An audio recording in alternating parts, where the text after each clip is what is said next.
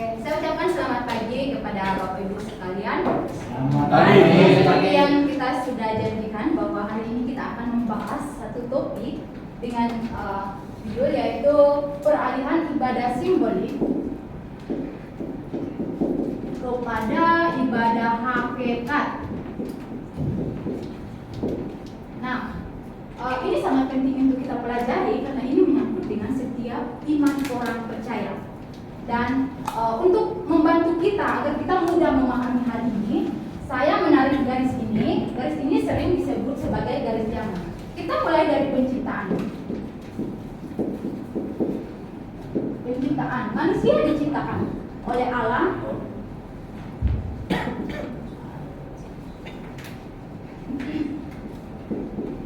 Manusia diciptakan oleh Allah. Kemudian setelah manusia diciptakan, manusia jatuh ke dalam dosa.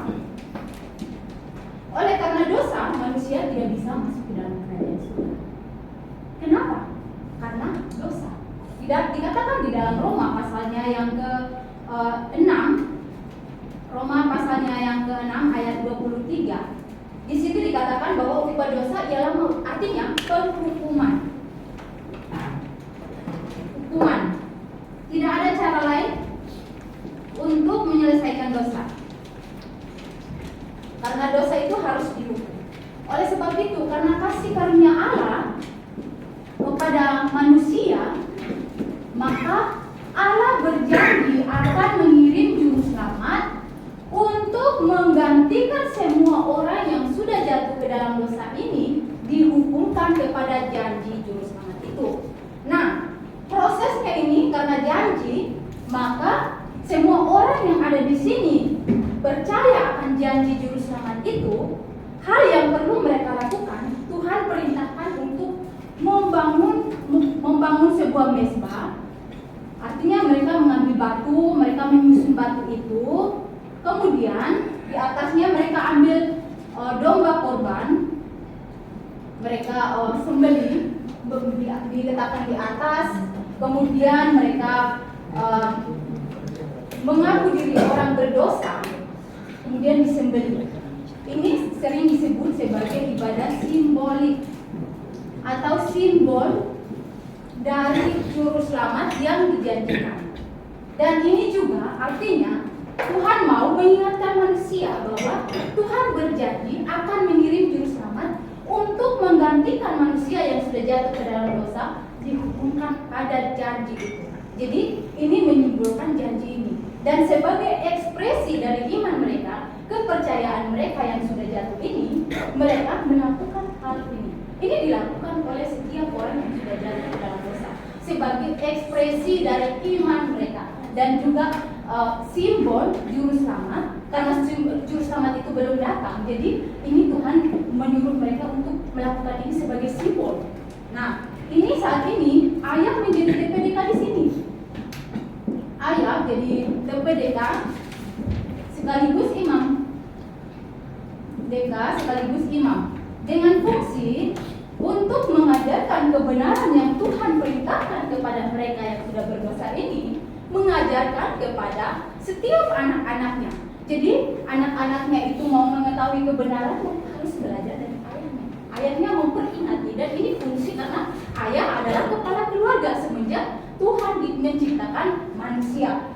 Hal ini dilakukan hingga turunnya hukum Taurat. Kenapa harus turun hukum Taurat? Nah, terjadi hukum Taurat ini diturunkan dengan tujuan untuk melengkapi semua ibadah simbolik ini. Ini hukum Taurat diturunkan, terjadinya peralihan. Apa peralihannya? Peralihannya itu adalah ayah ini digantikan sebagai imamnya yaitu Lewi. Sedangkan TPDK adalah Israel. Kenapa hal ini terjadi?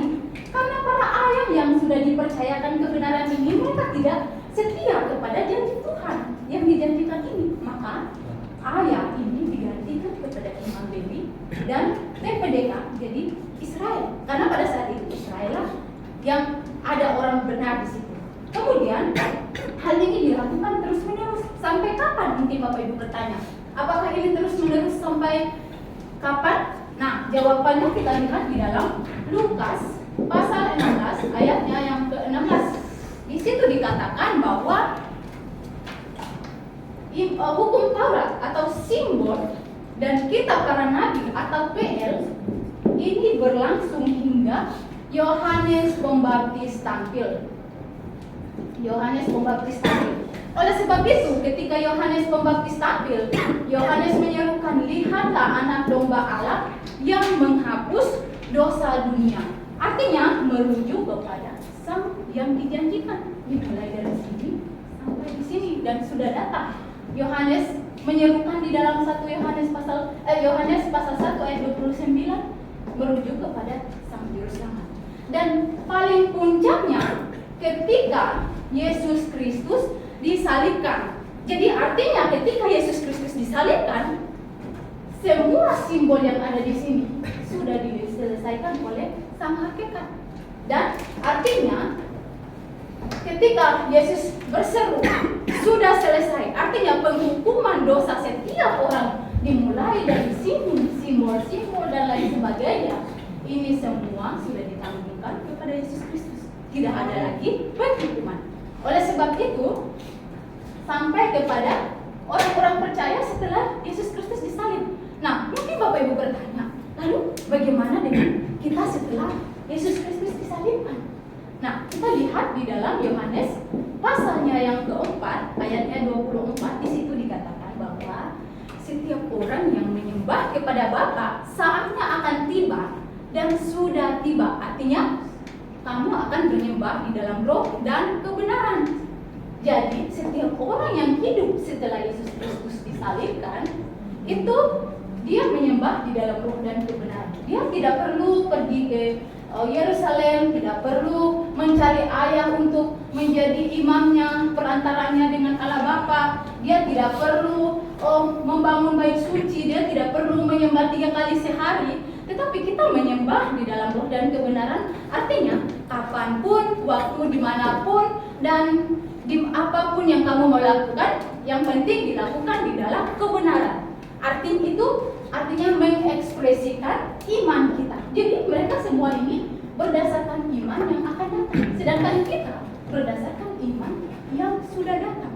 Jadi perbedaan antara perjanjian lama dengan perjanjian baru, artinya itu adalah mereka percaya akan janji dan mereka melakukan ini karena mereka tidak tahu sesungguhnya juru selamat itu seperti apa. Maka Allah memerintahkan untuk melakukan ibadah simbolik dengan tujuan untuk menggambarkan Sang Juru Selamat.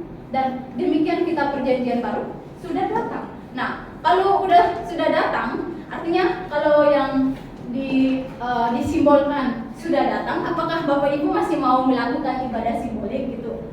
Kan tidak mungkin. Oleh sebab itu saya menyimpulkan bahwa tidak ada hal yang perlu dilakukan oleh orang-orang yang sudah di dalam kebenaran, artinya sudah percaya dan bertobat kepada Juru Selamat yang sudah datang. Tidak perlu kita melakukan seperti ini. Lalu di PL kan mereka melakukan ibadah simbolik, lalu yang kita lakukan adalah perlu melakukan sesuatu yang benar sesuai dengan firman Tuhan, yang tidak bertentangan dengan firman Tuhan. Kalau bertentangan dengan firman Tuhan berarti itu tidak mengekspresikan iman. Tetapi kalau benar sesuai dengan firman Tuhan, berarti itu mengekspresikan iman setiap orang seperti yang di dalam kata ini. Nah, mungkin ini saja yang bisa saya bagikan pada pagi hari ini.